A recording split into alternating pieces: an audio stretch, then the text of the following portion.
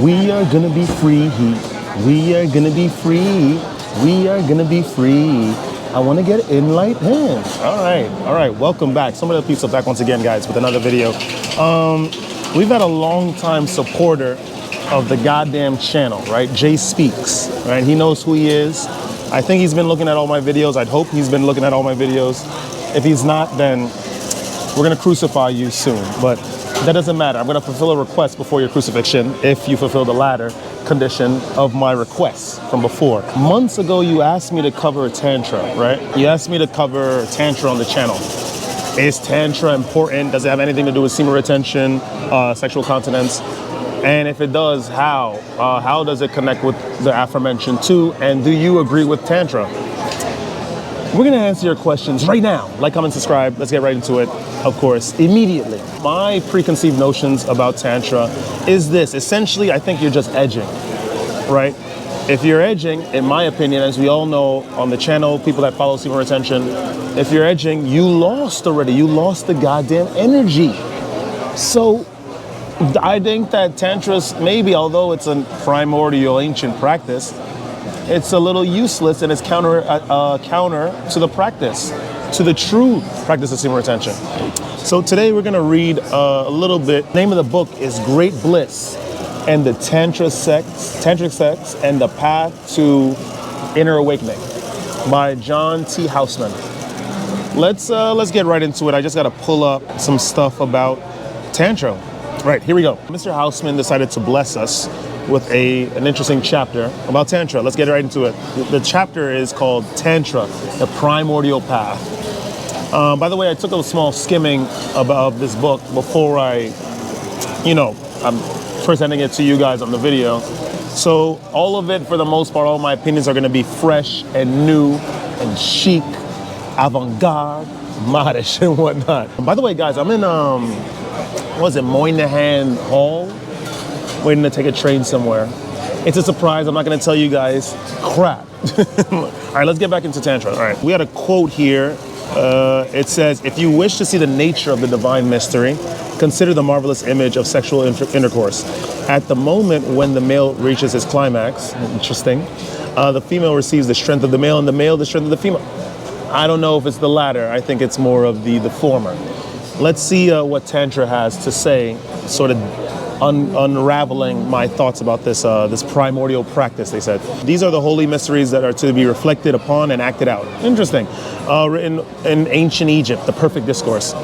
We're going to explore Egyptian religion on the channel soon, but we just got to fulfill the subscribers' wishes and requests and whatnot. I don't know. It's New York. People are just going to be asking random questions to no one. All right, let's continue. The path to bliss is bliss. All right, thank you, Mr. Houseman. He didn't know that. That is the path and the goal of Tantra. Tantra is the path of becoming whole through pleasure. Interesting. It awakens your senses to reveal the sacred in all of life. As you practice, you break out of the restrictions that have been your safe, boring shell. Expand to the fullness of your true being. The only rules in Tantra are to open to life, drench yourself in its pleasures, pause, and rise again and again to the peak of your ecstatic true being until you and the universe are one.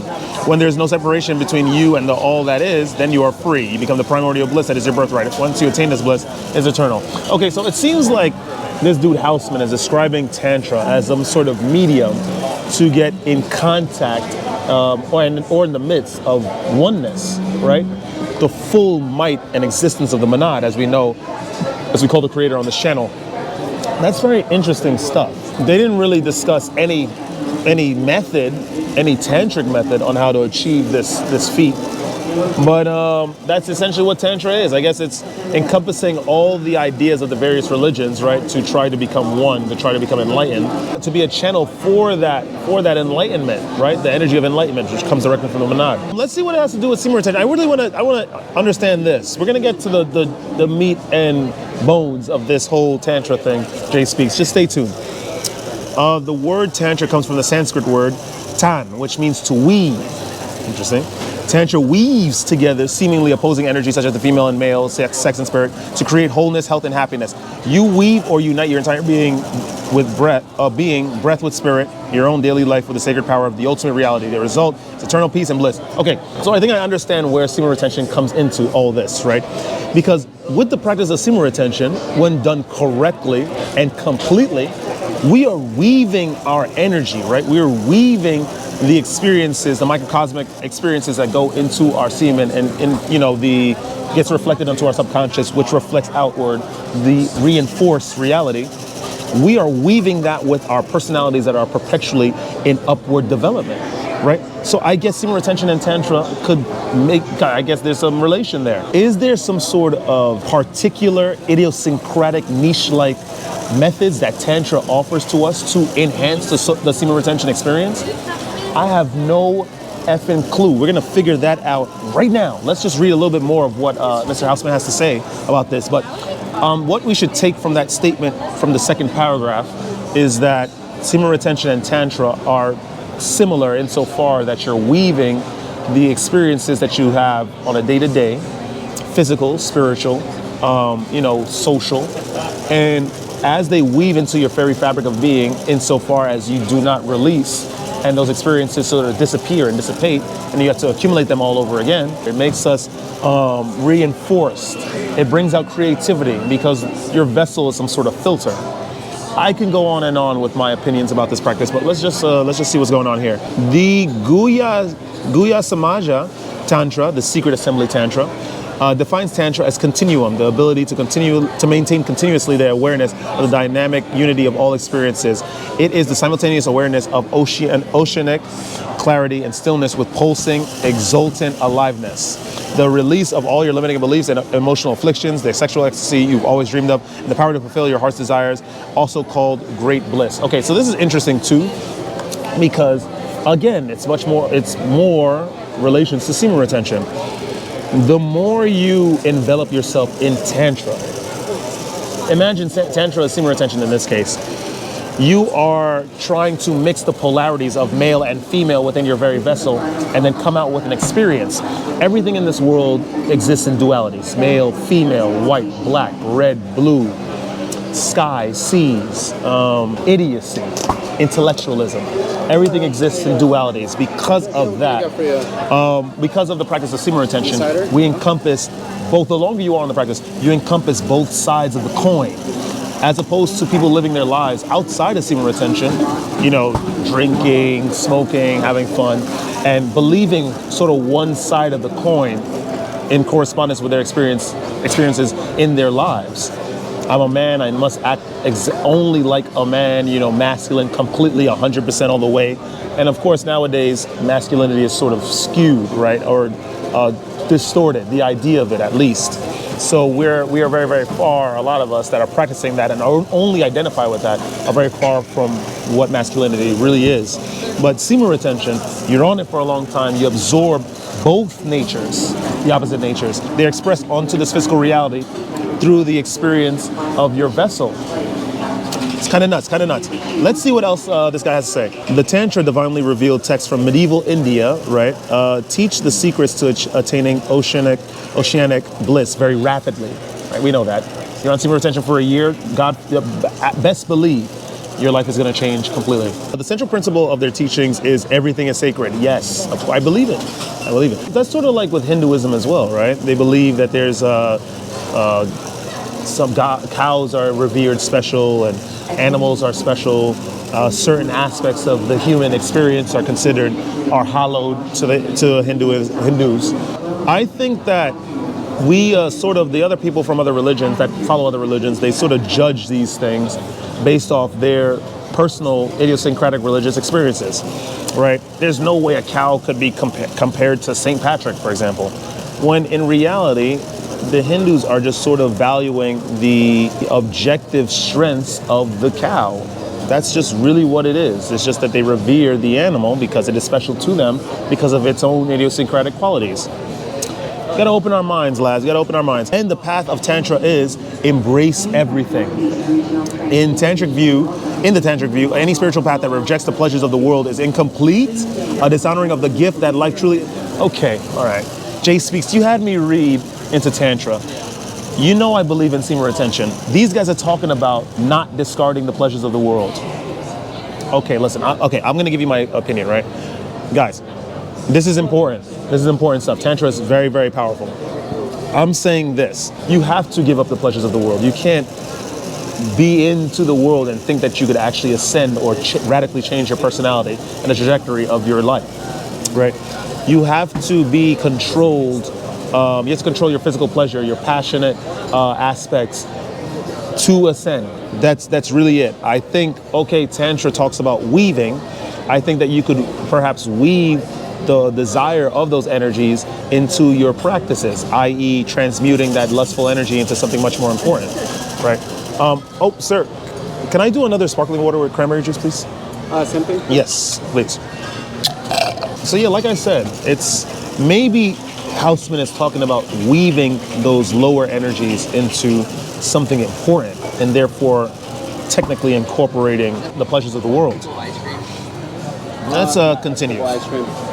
Whatever you love about life, Tantra wants you to have that experience even more.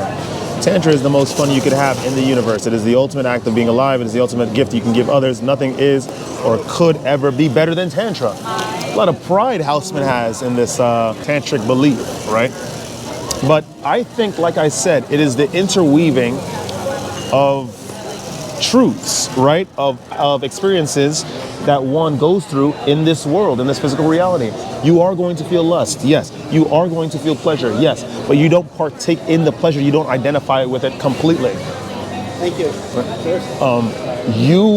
You transmute that feeling because it's a raw energy into something greater. I hope this is what Houseman is on about. All right, now it's the secret history of Tantra. Tantra is the world's oldest spiritual path, yet it remains one of history's greatest untold stories. It's true. Mostly, I think if you go around the world, generally, you ask people about Tantra, they'll think that it's some season of a show or something. No one really knows about Tantra, really, because rarely people hear about Hinduism. For thousands of years, human beings have used pleasure, and specifically sexual pleasure, to gain the divine power of the gods. From the time when people first began to develop a spiritual outlook, Tantra emerged, and its themes and practices are so compelling and enduring that Tantra has influenced every major religion of the world. Interesting. How? That's a very strong claim. Let's just see what they're talking about, right? About 150,000 years ago, the first humans moved across Africa, Europe, Asia, living authentically, passionately, erotically, and spiritually.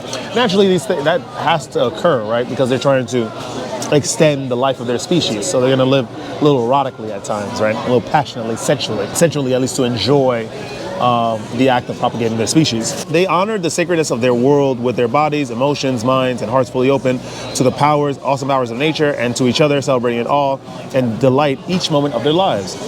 They lived in peace and harmony with their world in a holistic consciousness that saw life and spirit as one. From these roots, the Tantra, as the path of uniting sex and spirit, emerged as a natural expression of the essence of human experience.